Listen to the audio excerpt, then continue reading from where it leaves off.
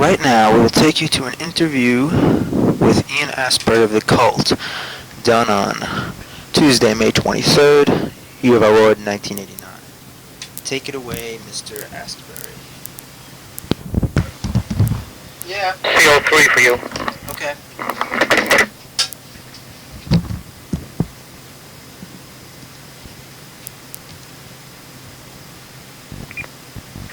Hello? Hi, Greg. Hi, is this Ian? Yeah. Hi, how you doing? All right, mate.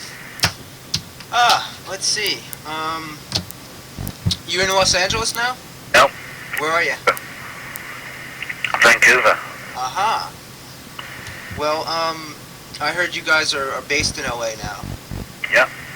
What is it like living in America after Northern England? Well, actually, we only spent about 8 months in Los Angeles last year. We got an American management company, Howard Kaufman. Uh-huh. Although our management's based there, we're still very nomadic. I mean, we're in Vancouver today, tomorrow we're going to New York, and then we're going on the road for a year and a half. Wow. That should be pretty intense. My actual home is in London, Mm-hmm. so we don't really spend too much time there. I guess the obvious question, I mean, that's everybody would want to know right now is how does it feel to have, like, you know, finally really taste success, you know, a top 10 album, you know, it's gold already. Like, how do you feel about it? Or are you, like, not really thinking about it? Or? Really thinking about it. It's kind of impossible. It's kind of strange because the only way you really feel it is things when you go out on the road. Do you know people, how they receive your music in a live situation? Because the rest of it's just, you know, figures really. Uh-huh. Are you happy about it though? Oh yeah, for sure. Did you have any idea when you made this album that it was going to be the one that really put you over the top? We hoped that it would have get across to a wider audience than the Electric album did. You know, would have get across to more people. We didn't know it was going to go that fast, out of the box kind of thing, you know. So we're kind of, it's strange because we're isolated from it. I went to Los Angeles maybe about a week ago. Right. I was kind of overwhelmed by the amount of people who came up and talked to me because they recognised me from the video and they got the record and blah blah blah blah. It was kind of interesting. But here in Vancouver, we're still kind of isolated from it because we're basically in a hotel room and then at rehearsals. So we haven't really felt any kind of the effects of it yet, you know. How do you think, I mean, I know you could say that now, but like, if the record keeps on doing as well as people are predicting it's going to do and you become real superstars, I mean, how do you think do you think you're ready to handle that? Or? We've been doing it for 7 years. If we're not ready now, then might as well pack it in, I suppose. Yeah, that's true. We've had plenty. I mean, I think the thing was with us, it's been a gradual process. Right. And we've already had a chance to get out all our cobwebs, you know, to learn our strengths and weaknesses, you know, both personally and musically. So, in a sense, we're kind of prepared for it, you know. And it's been such a gradual build-up. It's very, very solid foundation. That's true. I don't think we'll be here today and gone tomorrow. No, you've kind of built up a real solid base of fans who aren't really going to, you know, leave you for something else that's new. No, I don't think so. I was curious too about, like, since the last album there was a couple of changes, like where Jamie switched over to rhythm guitar and then he went back to bass and... That happened in 87 because when we made the Electric album, it was kind of recorded as a 5-piece in a sense because we laid down all the rhythm stuff, Billy did all the rhythm and then he went over and did lead. And we thought it'd be really cool to try and experiment going into a 5-piece. Uh-huh. Brought in a friend of ours who's now in a band called the Four Horsemen, deaf American, called Haggis. Oh yeah, the guy was in Zodiac. He was in Zodiac for a while, and you know, basically he was a friend of us, and he'd left Zodiac. He was playing bass, and we thought, well, it would be cool to get him in. You know, so we did a tour for a year, and basically what it amounted to was he felt that the drummer was a very weak member of the group. He wasn't pulling his weight. Right. That was kind of illustrated by the fact that we had to go to, you know, 3 rhythm members to do 2 rhythm members' job.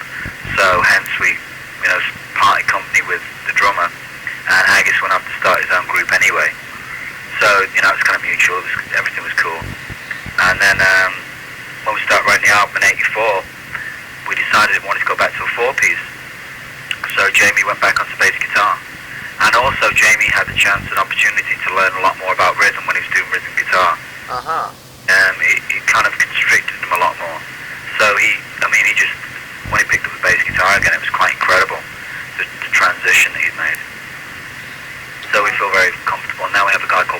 Forum playing drums. How's he working out? Excellent. He's from Venice Beach.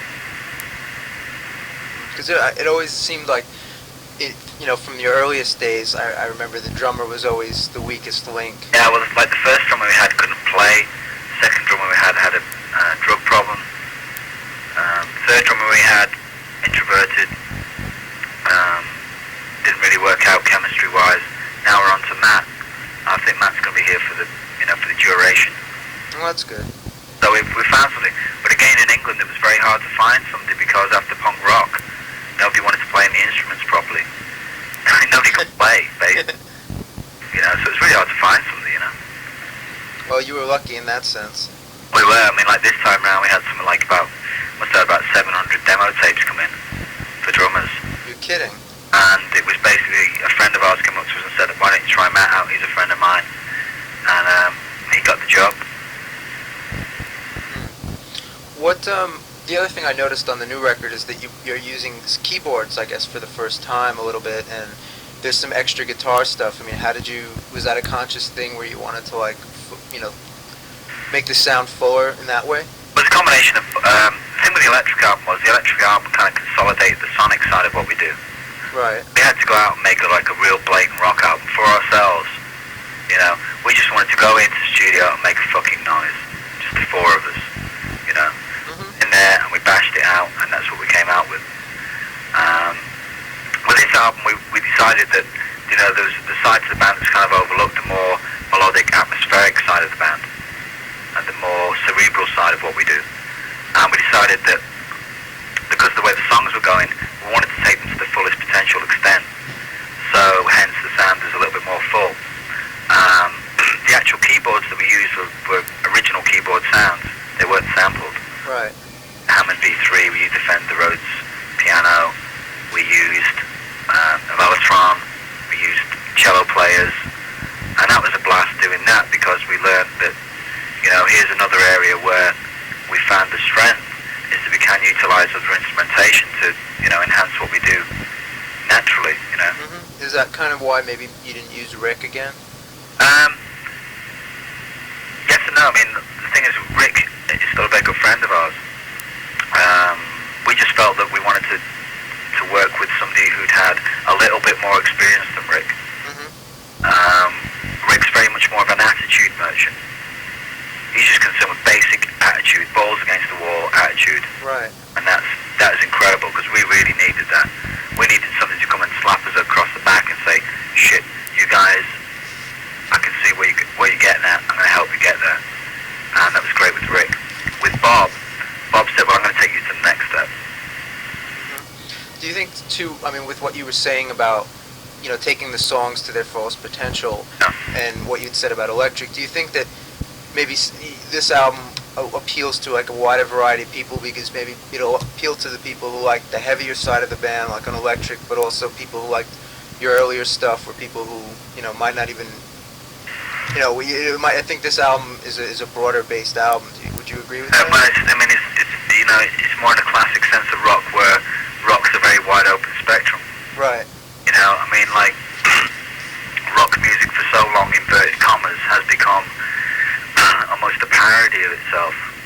It's focused in on certain elements and aspects and just kept that going. You get an album with 10 rock cuts, 9 rock cuts and the token ballad, just for formula's sake, because they know the band will sell a certain amount of records. With us, we just do what's natural, and I think it will appeal to a wider audience of people. Do you usually, when you make a band decision, because it seems to me a lot of times over your history, when you've made a change, it's been a very you've made changes that other bands wouldn't dare to make, and it's kind of like you've really taken risks. It seems like a very gut level thing. Is that kind of how you make decisions with the band? Totally down to instinct. If we feel that the songs are suffering, then we'll do whatever it takes to sort it out. In terms of personnel, we've got the band personnel solid now. Very happy. It's myself and Billy and Jamie that started the group. Right. And we're the original members, and it's only the drummer that's been really a problem. And now we found a guy that we really, fallen in love with, so that's great. But in terms of the evolutionary growth of the band,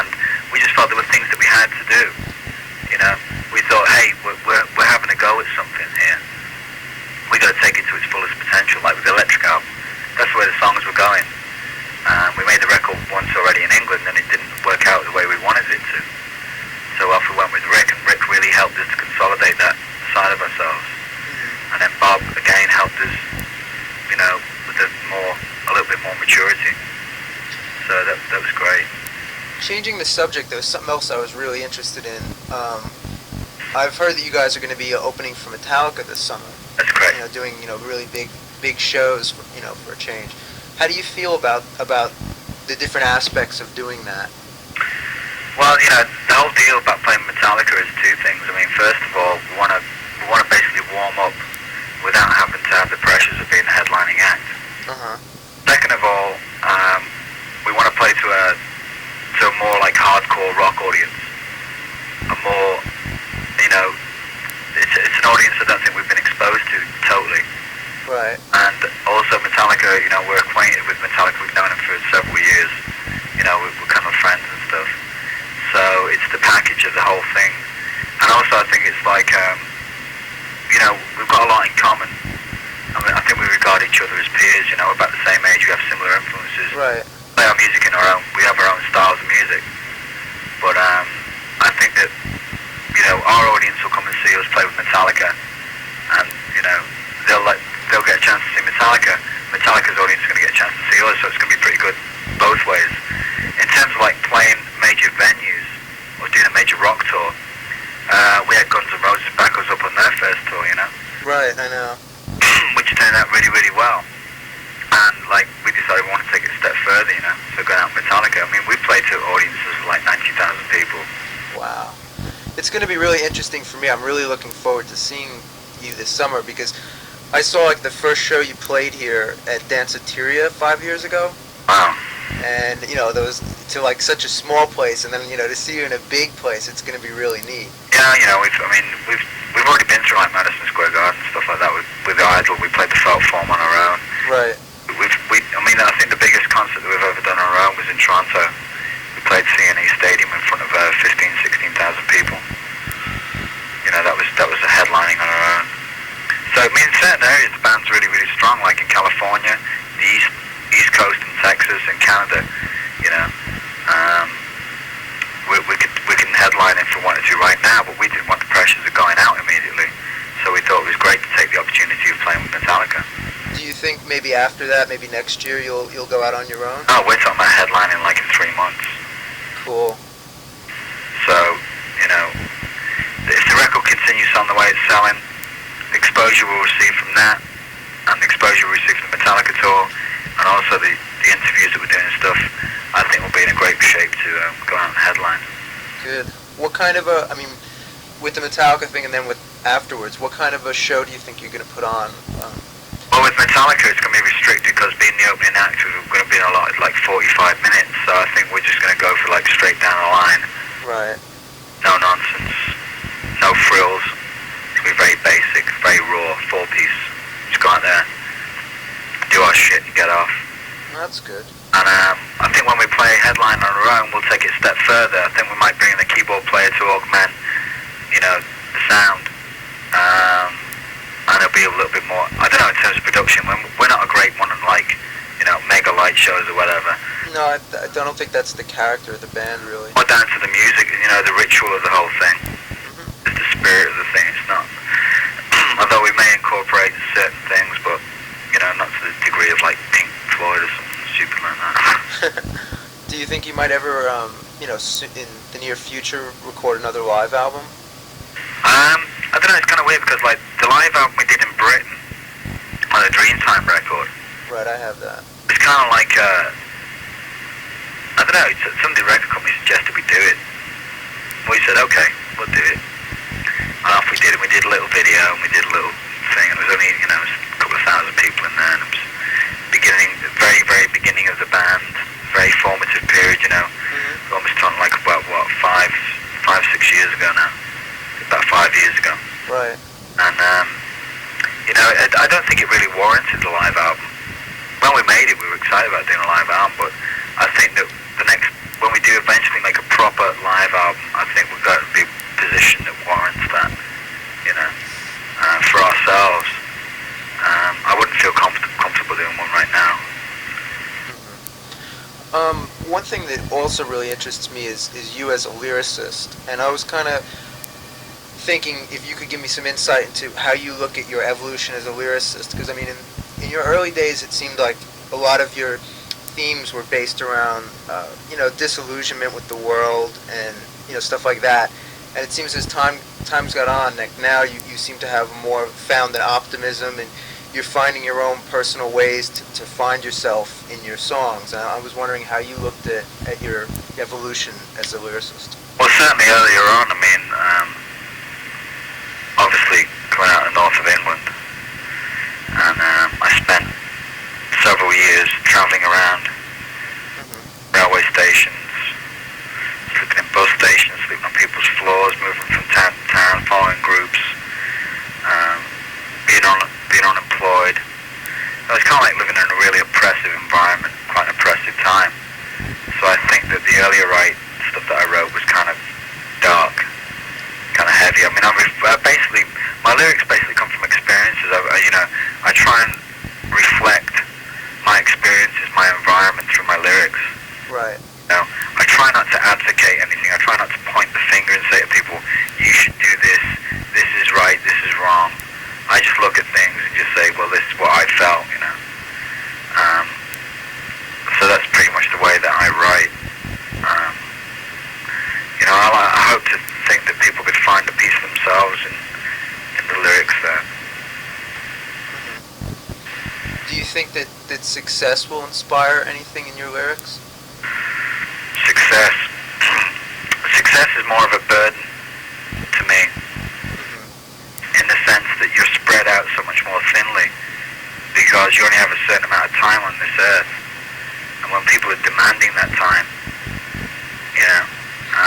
and you have to be there for them, like an audience to play, or journalists to speak, or whatever, you're spending more time talking about yourself than really learning about yourself and exploring what's going on out there, So I much prefer to be doing it, to be living it, to be getting out in the street or whatever, and put myself in situations where I'm having experiences and I'm writing those things. I find that I have more input when I do that. Well, occasionally I just disappear on my own. I go off with my lady Renee. We just disappear. We'll go to Paris. We'll go wherever. We'll go to New York. We'll go to Los Angeles. Nobody knows we're there, and we just do our thing. But for us, I don't think the cult's going to be like an overnight thing. I don't think we'll be like here today and gone tomorrow. No, I don't think so either. I think that and hopefully we'll never get into that kind of formularized, set in our ways, success formula kind of deal. I think that we'll always, one of the things we pride ourselves on, that we've retained our edge, and we'll continue to do that, because we just get so much more out of that. Sure, if you're more satisfied with what you do, then you'll find it easier to keep doing it. Well, I don't think we're ever satisfied with what we do. No? That's one of the things that keeps us. That's why the band's growth has been so diverse. The evolution of the band has been quite extreme in some situations. And that's purely because we've become dissatisfied with certain things. We decided that we either maybe we weren't doing it, we'd putting enough into it, or putting too much into it, or whatever. So we're constantly questioning and redefining what the band's about. I think that now we're a lot more aware of our strengths and our weaknesses, and we know how to apply them. I don't think tomorrow we're going to become like a Bavarian jazz flute, No. jazz nose flute ensemble deal. We're not going to get that tangency. I mean, the essence of what we do is blues-based rock music. That's our major influence. That's what we'll continue to do. That's what we're about. We'll never throw out a Les Paul guitar and a Marshall stack, But that's pretty much the essence of what we're about. Can you project now any ideas of what you think the next record will be like? Well, we've already demoed a load of stuff for next album. Really? How would you describe it? Big change between each of them and a lot of growth. We recorded it, those albums were recorded like 2 years apart as well. That was another thing I was going to ask. Do you think there'll be as long a wait between albums? I certainly hope not, because right now I'd love to be going into the studio. So hopefully after we've done this, hopefully we can start recording about 8 or 9 months. I'd like to think we could. I'd like to have an album in the stores by maybe the end of the year or early next year. But I don't think it's going to be 2 years before the next album. It'll definitely be about a year at the most. Oh, that's good. Do you think, in light of the fact that you've said, and a lot of people have said too, how this seems to be a very definitive album for you, you kind of seem to have finally found like the perfect balance to your sound. Yeah, I think that's it. We've discovered that. I mean, that's purely through the process of like having it within ourselves to go and explore, to make the electric album, to make the love album, to explore those different feels, and finally arrive at the conclusion that the band is about. There's two elements to what we do. There's the known and the unknown. There's a sonic, blatant, in your face, tangible thing that you can touch, feel. Les Paul through Marshall amp, fucking guitar, bombardment, street thing that we do, and then there's like more cerebral, metaphysical side of what we do, which is certainly more provocative, to the imagination. Do you think then the next album will be pretty much a continuation of this one? Yeah, I think that's the essence of what we're about. The Sonic Temple is kind of, within that title, I think it says to people of where we're at, I mean, I'd hate, no way we're just going to jump in some kind of like rock success bandwagon and just like, churn out 10 rock cuts with a token ballad, Right. Ain't some kind of level of success. Because for us it's the challenge of pushing ourselves to our limits to come up with the most, like living up to our fullest potential. How do you look at your relationship between you and your fans? Our fans. Do you think about them, or how do you look at that? Is that an important part of what what the cult are about? Is your following? Or? The cult are more about writing, creating music for ourselves.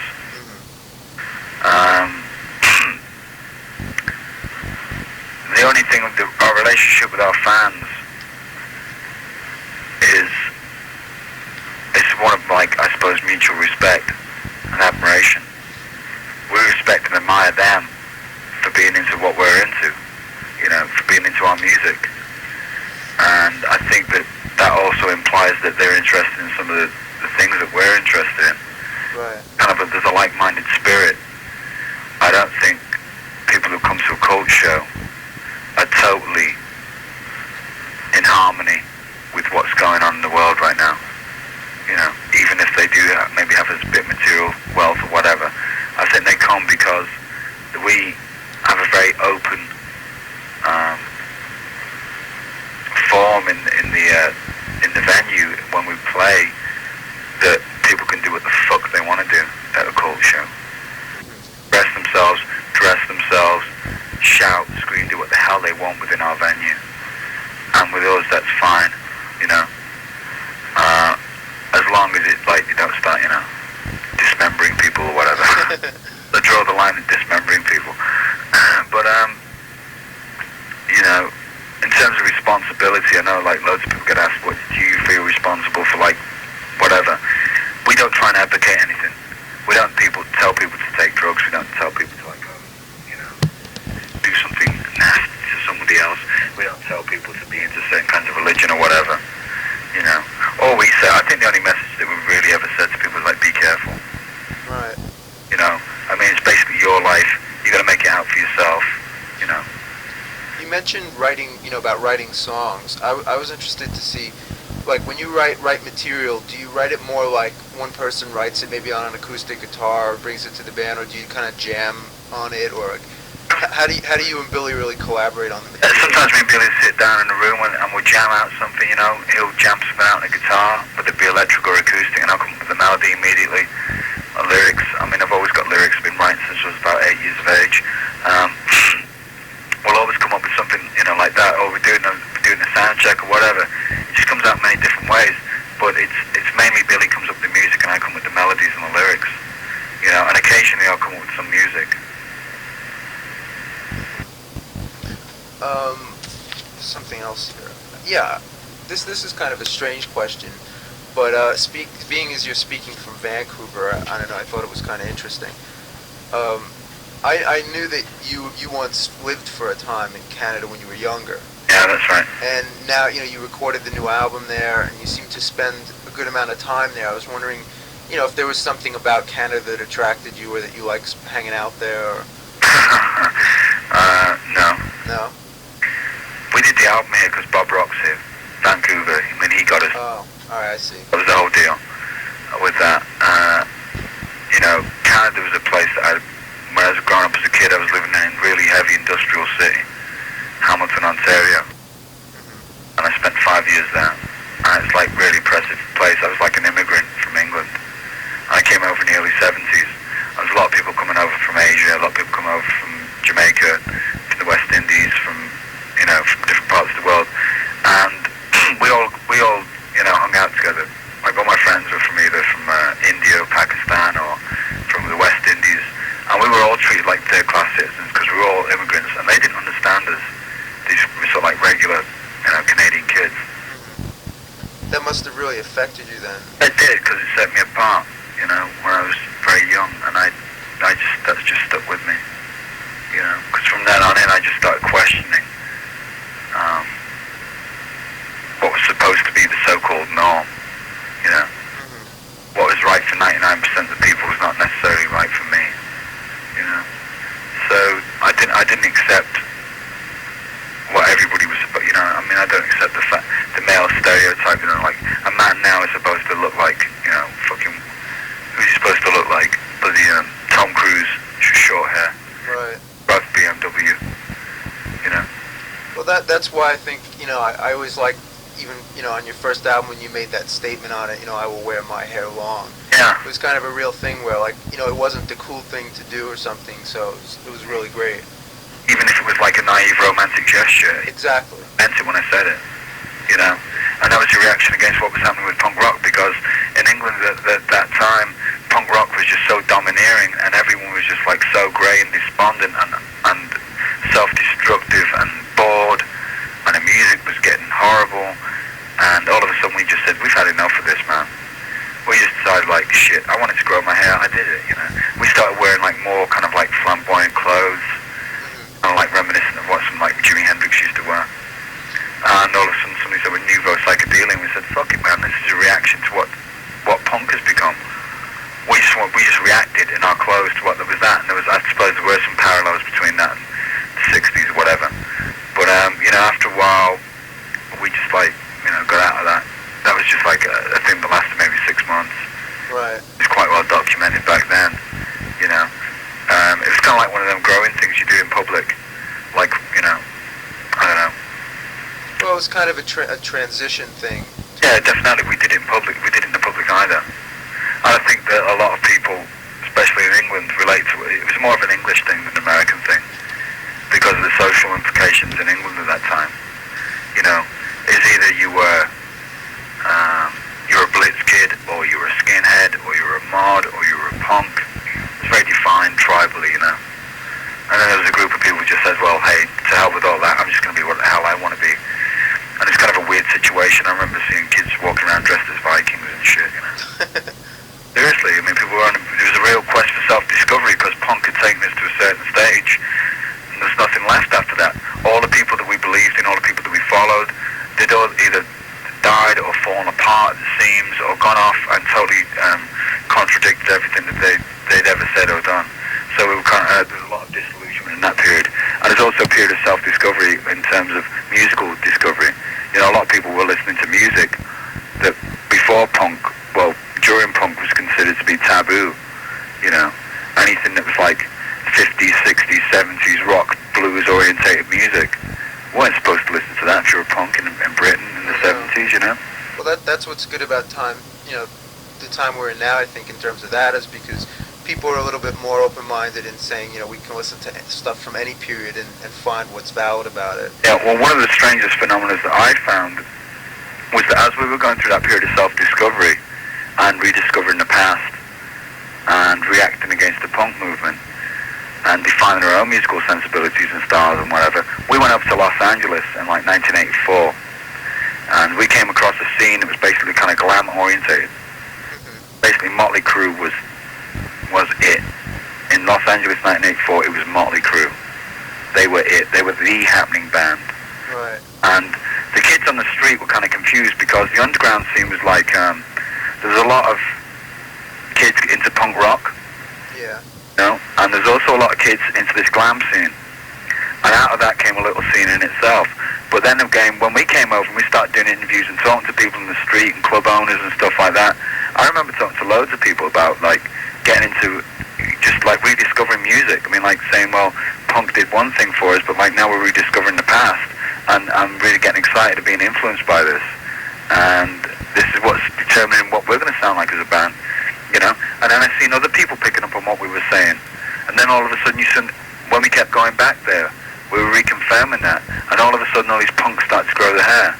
Yep. And all of a sudden you had groups like LA Guns and Guns N' Roses and Faster Pussycat springing up out of that same kind of scene, because I know they were all fans of punk rock, you know. Of course. They were all fans of that kind of scene. They were more like, they were too young to be fans of, you know, the big bands in their heyday like Zeppelin and Sabbath and Purple and Aerosmith, when they were, you know, too young to be fans of them, old enough to be fans of punk rock.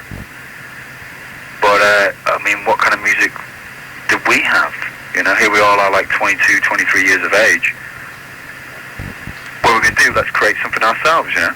I know exactly how you feel, because I'm the same age too, and that's how I was, because, yeah. You know, when I grew up, those bands, I mean, I missed them when they were playing. Like, of course, when you're a kid, you listen to Zeppelin and Black Sabbath and stuff like that, but by the time I started listening to those bands, they were already broken up. Exactly, or they were already, like, really on the scrapyard, you know? Yeah, so, you know, you get into punk, and then, you know, like you said, you rediscover what made, you know, that old stuff so good. It was just a natural thing. I mean, everyone gravitated towards it. I remember walking into clubs in Liverpool in 1980 and hearing stuff like Hendrix and The Doors and Zeppelin and Free. And the audience, the kids who gone to clubs were like half punks and half punks that started growing their hair. And it's kind of like a weird, it's like a you know, a missing link kind of phase. And a great period of self-discovery. And out of that came some incredible stuff, you know.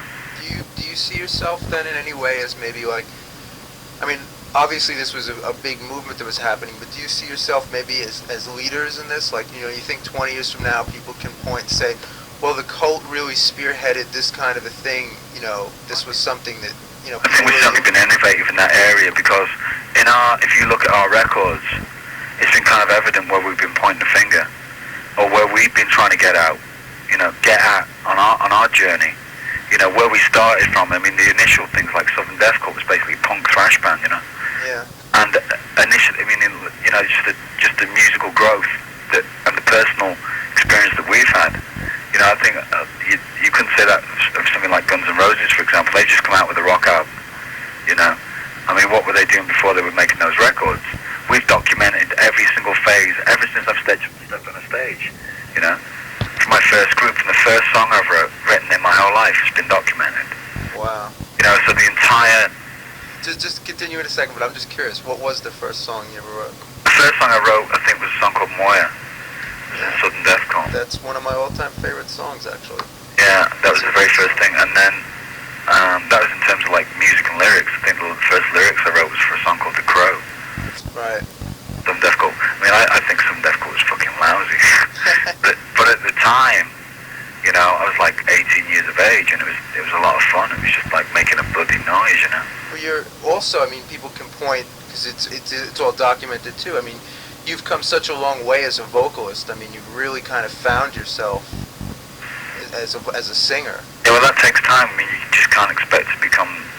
I mean, I don't know. I mean, I'm still very self-conscious about my voice and stuff. I think a lot of singers are. But I'm learning its strengths and my weaknesses as a singer, you know. I think that's one thing, too, that kind of, you know, gives the group a lot of its uniqueness, not to take away from anything else, but like a lot of people I know who hadn't heard you before, like if they hear you, your voice is something they immediately pick up on as well, you know, that really makes the group sound different. The group's main elements are myself and Billy. Yeah. And we both had very different upbringings. Very similar, but very different at the same time. I was brought up in different countries, transatlantic, you know, American. I had American values opposed upon me when I was a teenager growing up in Canada. Billy grew up basically in the north of England, very industrial, certainly working class family. I came up from a working class background as well. We just came up from we had a lot of experiences as we were growing up, went through punk rock,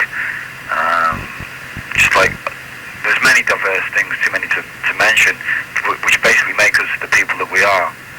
We didn't spend, Billy left home when he was like 16 and moved to London with Slaughter and the Dogs, the punk days, and squatted and hung out, with a load of punks in those days. We just had many, many experiences that made us what we are. And I think a lot of people, some kids just grow up enjoying bands who've been in the same town, hit the same music, same radio station, same group of friends, and very, very little to really provoke or jolt them out of that environment, I mean, I've been constantly bombarded with stuff that's maybe like, I've been in sort of like do or die situations, just like I used to have to steal food and shit like that,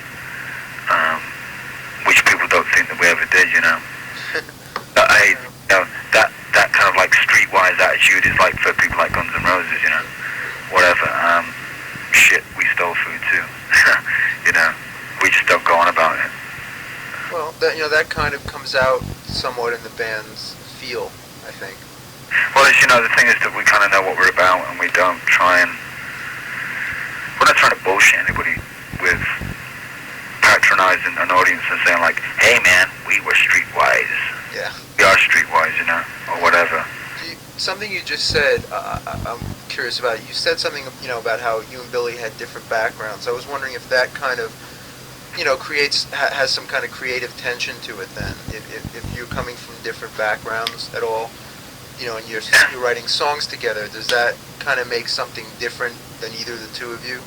Yeah, I think so. I mean, Billy's come through, although he left home when he was 16 and moved to London, the big city, and that in itself was a major move. Billy's always made very, very solid moves. He's very, very methodical. He always knows exactly what he's going for. He always weighs up his pros and cons and does it, and he does it very solidly. And he's like the real backbone of what we're about. Myself, I'll get an idea in my head and I'll go do it. I just go bang and I'm gone, and suffer the consequences for good or bad. So I'm less dogmatic in what I do. I constantly what the fuck's going on? Making a bloody movie downstairs and Really? all kinds of cop noises and cars honking and shit like that. Yeah, I mean, there's a balance against that. I'd say Billy's more the Sonic and I'm more the Temple, in that sense. He's more solid and defined. I'm more fluid. I flow more, and when I get too, I suppose too far away, he pulls me back down to earth again. Or if he gets too like domineering or strict or whatever, then I'll give him a shake up. So we work like yin and yang kind of thing. We've got a great balance as a songwriting team. Well, that's good. It's not like we're exactly the same and go like, yeah, let's do the same thing all the time. We have two very different kinds of lifestyles as well. And it's great. I mean, it's really exciting because there's always something new to tell each other. If we were constantly living with each other 24 hours a day, doing exactly the same things, wearing the same clothes, listening to the same music, blah, blah, blah, blah. Oh, of course. Get sick of each other pretty soon, So I think that's one of the things that's made it kind of us unique in that sense. I know something else I really was dying to know about. How did you find the whole thing, where you got to record with Iggy and, finding out that he was a fan of the band and everything? Like, how did that whole thing come about? And, was that really a thrill for you, or? Was it a thrill? Oh, fuck yeah, it was definitely a thrill. The whole thing happened when Billy had met Iggy a couple of times in New York and stuff, but we had the opportunity to go out and play with him in Germany in '87, and we went out and did 3 shows with Iggy, and we didn't go because we wanted to do some shows. We went because we wanted to see Iggy play. We just wanted to get off stage as quickly as possible and get to the audience and watch his show. So through that we built up a friendship, and then when we were in Los Angeles we saw him several times. He was rehearsing there.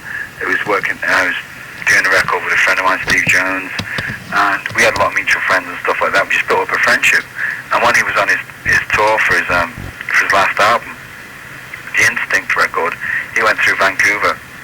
We were making the album here in Vancouver on this. I was like pushing it, And he says, yeah, I'd love to. And that was that. And fuck, man, I think it came out great. It was a big deal for us. I mean, we didn't exploit, we didn't, there's no way we want to exploit Iggy Pop. Because we're friends and fans of the guy. So we're very protective over, there's no way we want to exploit the guy, so. We haven't really made a big deal of it. We haven't put a big sticker on the front of the record saying, like, this album features Iggy Pop. Right. And if somebody would do that now, it would smack their hands for them. Is there anybody else that you personally would ever, enjoy working with or doing a duet with or in any other way, doing something with anyone else outside of your bandmates? Tom Waits. Well, that would be cool. Keith Richards. Keith Richards with the band that he just finished that album with. Uh-huh. I mean, fuck, man. That was... I really like that record so much. The Keith solo album, Talk Is Cheap. I do too. I hope that's the way that the Stones would go. It was my favourite Stones album. That album, that became my favourite Stones album. That was just... I mean, the rhythm section on that record is incredible. And I saw Keith Richards live twice on that tour. Uh-huh. The guy was fucking incredible. He was doing these like 20-minute jams that were just unbelievable. I mean, when you go see people like Iggy or Keith Richards play, the guys have been around for like 20 years or whatever, and they're still really as hot as they were when they were 21. It's phenomenal. I mean, it really it really gives you a shot in the arm. It really makes you think, fuck, I've got to be better than that, and it's like, holy shit. It's really, as opposed to like going to see some like load of 24-year-old yahoos down in some bar going like, yeah, kick ass, dude. And you go, you're not the fucking greatest, man. Keith's the greatest, Does that make you feel too like, that you would like to continue that long? I mean, do you see yourself in 10 years, 20 years still doing what you're doing? Hey, who knows? I mean, who knows what's going to happen to us, We live for the moment. I mean, we're not, I hate thinking of this in terms of a career. I would hate to think in terms of this as like it's going to last, like some kind of job where I'm going to take out a pension. Fuck that shit, I just want to be creative. I mean, as long as I'm creating and it feels good to us, we think it's worth releasing, then we'll continue doing it. I mean, it could last 5 weeks, it could last 5 years, it could last 5 minutes, whatever, we don't know. I read this great article, it was in Spin magazine by Bob Guccione Jr. Uh-huh. And he was saying that one of the saddest things about rock and roll now is that it's forgotten how to do its push-ups. It's almost like kids in rock and roll bands now are almost aware of the fact that they can have a 15-year career if they play their cards right, if they play the game. And that because of that predictability in terms of band's career, it has become a career, it's an industry, it's a career, it's formularized, it's synthetic, pretend. It looks like it should be something exciting, but it's really pretense, The experiences that people are talking about, or singing about, or playing about, or dressing and looking like are things that they've taken off the shelf, Other people's success, I mean, shit, I think we're all guilty of that to an extent, but when it becomes your whole entire essence, when you're just, I'm amazed at the amount of kids now that are aware of what it takes to get a record deal, Really? They know that they have to have a demo. A lot of people know they have to go and do this, that, get the A&R guys down, the whole shit.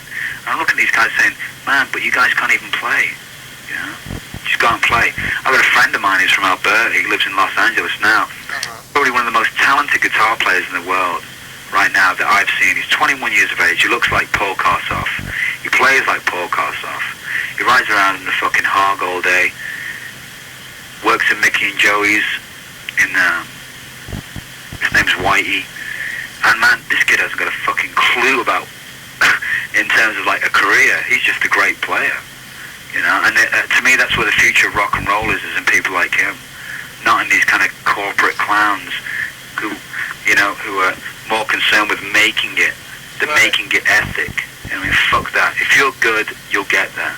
Well, I know exactly what you mean because, working here at a magazine, like a rock magazine, You must get loads. You must get millions of fucking, like tapes, photographs, blah blah blah. That's exactly.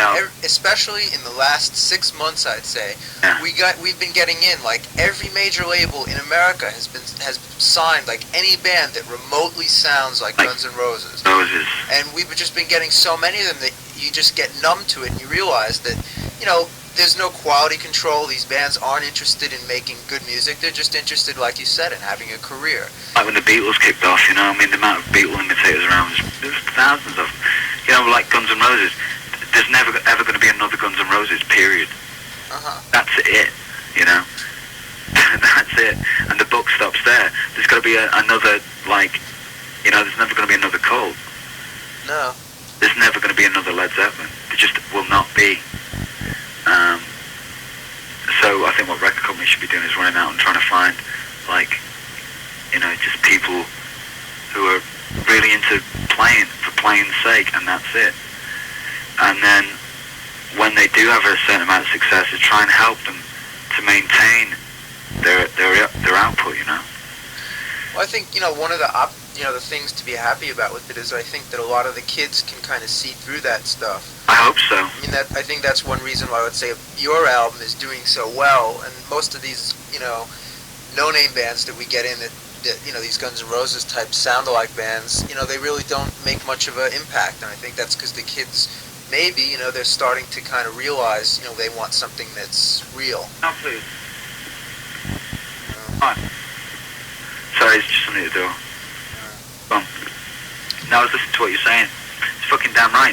And stuff like, you know, you must get these biographies that go something like, hey, we're called Dude from LA and we rock. Exactly. No, it's like, fuck off, dickhead, you know? It's like, and then you get all these dicks that can play like really fast, turn their hands around and go the other way, you know, and... There's no feeling, though. Absolutely, no feeling, no style, no feeling, no personality, nothing, zero. But that's something you can't buy. It's something that it just happens to you. I mean, that's what has been lacking in music for so long, is characters. There's been, like, no real rock characters, you know. It's all been very bland people who have got a little formula together, and out they come with this little rock contrived formula, and because there's nothing else out there that sounds like it should be a hit, then kids go out and buy it. And then now all of a sudden, right now you've got things like Guns N' Roses, Metallica, Cult, Living Colour, Jane's Addiction, Soundgarden, Badlands, Sea Hags, Mother Love Bone. Oh, you're naming all, I think, the best bands that are coming out now. Yeah, you know, and shit, we're all different, but we're doing our thing the way we want to do it. You know, I just heard a little teeny weeny bit of Motley Crue's record. I was in the studio the other day, and that sounds pretty good. Really? Yeah, I mean, those guys are looking pretty fucking cool right now. And I've seen Aerosmith are up here recording as well. Oh, wow. And they look great. I mean, fuck, man, they look really good. Like, scary good, you know. And that's great to see that people like that as well are like, they're looking at all the bullshit going around as well and going like, well, fuck this, we've been around for long enough, we know what we're doing now, you know. And that's kind of cool as well, because I'd hate to see bands like that ever disappear. You know, it's only the real copying bands that really spoil everything, I think. Yeah, it's interesting. You named all those bands you named are the bands that when we get in the tapes we're like, oh, you know, this makes it worth it to hear something like this, you know. It was strange because I went to see the Sea Hags the other night in Los Angeles and we're hanging out there. And have you heard of Soundgarden as well? Yeah. Yeah. Aren't they from Seattle? Yeah, the Seattle's happening right now. Oh, definitely. Yeah, fucking, you know, Mother Love Bone and Soundgarden. And Mudhoney are pretty cool as well. But, just at the Sea Hag show, it was kind of cool because there was, there's a couple of guys from Mother Love Bone. There was Stephen from Rat. And I think there's a couple of guys from Soundgarden there. But there's like a real community spirit there. You know, everyone kind of knew each other, and it was like we're all about the same age, and we all got similar influences, and we're all heavily into our music, and it was just brilliant. I mean, it was really good. Nobody was sort of saying like, well, hey dude, you know, I hear your A&R guy has done this, and, you know, bullshit like that. Whatever. We were talking about music, you know, we were having a drink, we were talking about life. We weren't really too much concerned with success or what we were going to do tomorrow. We just to that moment, it was fantastic, you know. Well, I mean, it is a cliche in a sense, but in a sense, it's not. That's really the way it should be. But yeah, but you know, who's going to go out and be the referee of the whole deal, you know? Yeah. I mean, I think the way music's going right now is, although that you have all this copyist out there, we've got some really good content coming through, you know. And I mean, 1990 is probably going to be one of the best years. But it's so weird, isn't it? Here's like the new generation of rock and roll coming through, you know. It's been the new generation of rock music's been at its strongest for like 10 years, and here you go. It's like who feels threatened?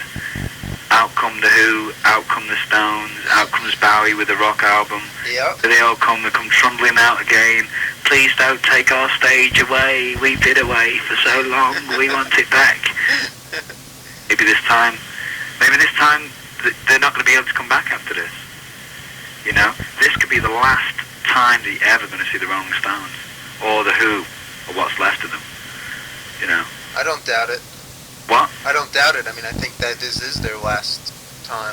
It seems like to be. It really is like a generation leaving and a generation taking over now. You know. And that must be kind of exciting for you. Well, it is. I mean, it's a damned exciting time. It really is an incredibly exciting time. It's great to be a part of it. We just got in there because in England, man, if we hadn't got out of England when we got out of England, we would have been, I don't know, dead.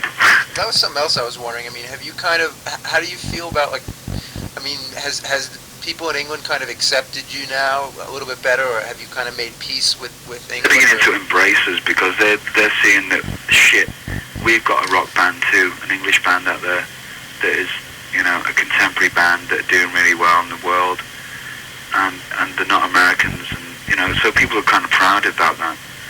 It's been a long time since there's been a real... The rock and roll. Exactly. Yeah. It has, mate, hasn't it? It's been weird, but that's just the way it goes, I suppose. It's all in the hands of the gods, as it were. I just have a couple of little short questions. Sure. Before you go. When do you think that you guys might be in New York, you know, playing? I'm just curious for myself. Playing?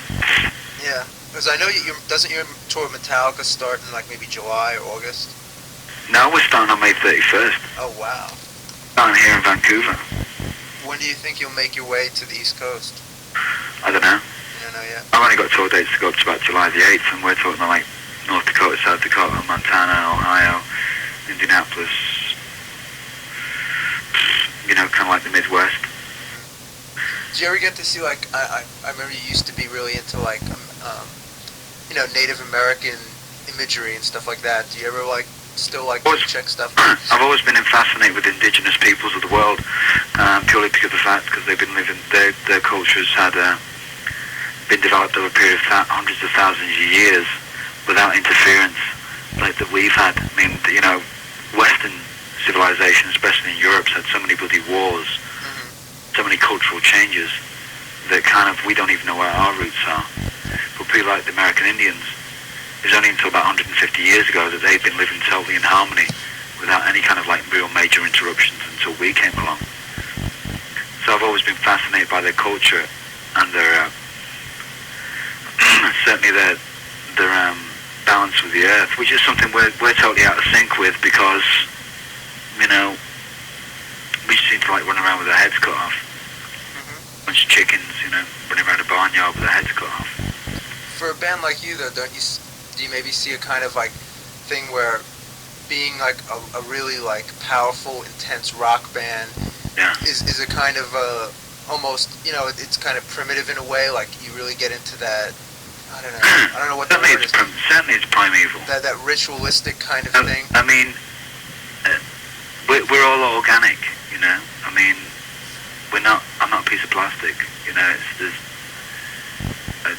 a guy 5,000 years ago had the same, you know, basic human parts that I have, you know, a brain, legs, a dick, arms.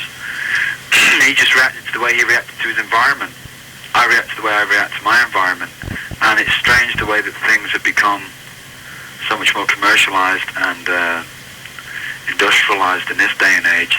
Like, for example, religion has almost become redundant, you know. It's become like a joke, really, because it's really not in harmony with the modern world. I think the rock concert, the venue, is probably one of the only places where people can truly express the way they feel without any kind of laws or barriers. You know, it's up to them. They can take the building for what they want to do with it.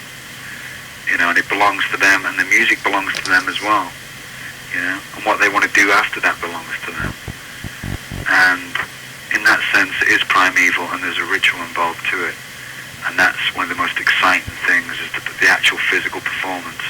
Because that moment is there, and that moment is gone, and you can't put that in a plastic bag and take it away and recreate it. It's, you know, it's like an orgasm. You can't.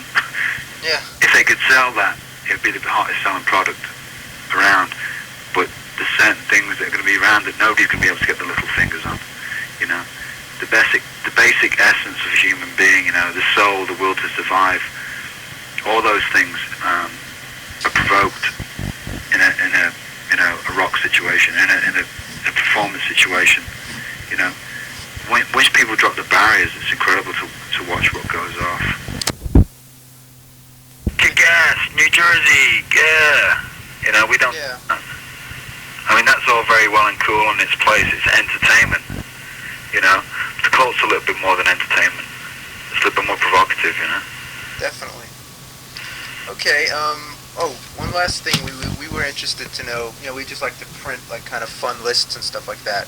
Yeah. We were wondering if you could give us a list. You know, I tried to think of something different than like 10 favorite albums or something. Maybe like your 10 favorite singers or something, or your 10 favorite, I don't know, something you would like to give us, or 10 favorite things.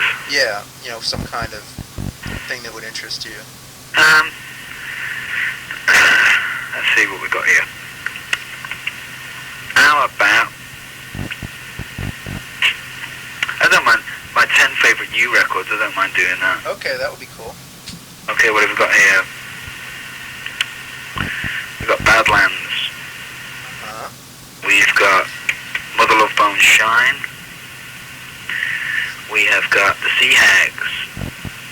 Alright. We have got the new Steve Jones LP. Oh, I haven't heard that yet. Is it good? That I worked on. Sounds pretty neat. Circus of Power. That's a cool record. What else have we got? Just looking at all the tapes that I just bought. I just bought all these this week. Oh yeah, I've got my Soundgarden demo tape here. Soundgarden. Okay. Who else? We got 4 more. Oh, I've just got this great Iggy Pop bootleg live in Hollywood. Okay. Yeah, that's incredible. And Metallic KO by Iggy Pop as well. And Patience by Guns N' Roses. And what else have we got? 1 more. One more. The Fuzztones, new album. Okay. That sounds cool. Good. Last thing. I don't want to keep you any longer because I know you got to do more stuff. This is kind of a silly question, but it's something I was always really curious about. I always wanted to know, a friend of mine had sent me once for a Christmas present some dog tags for my leather jacket. Yeah. And we were always really, you know, we've been both into you guys for a long time, and she had printed up Casota on the dog tags. Yeah. And it's weird that you're going to be playing with Metallica because they fell off. I lost one of them at the Metallica show this year. But I was always wondering what that word meant. Lakota. Casota. It's Lakota Indian. And it means annihilation. And that's Sioux. It's Plains Indian. I was just curious. Yeah. Okay, so I hope to see you guys soon, and you know, good luck. I really appreciate you taking the time out to talk to us. Cool. And I guess that's about it. Yeah, I've got to do my 2:30 interview now. Oh God. Yeah, exactly. They're going to be freaking out. Well, don't go crazy. All right. See speak to you soon, man. I'll see you soon. Okay. Bye-bye. Bye-bye.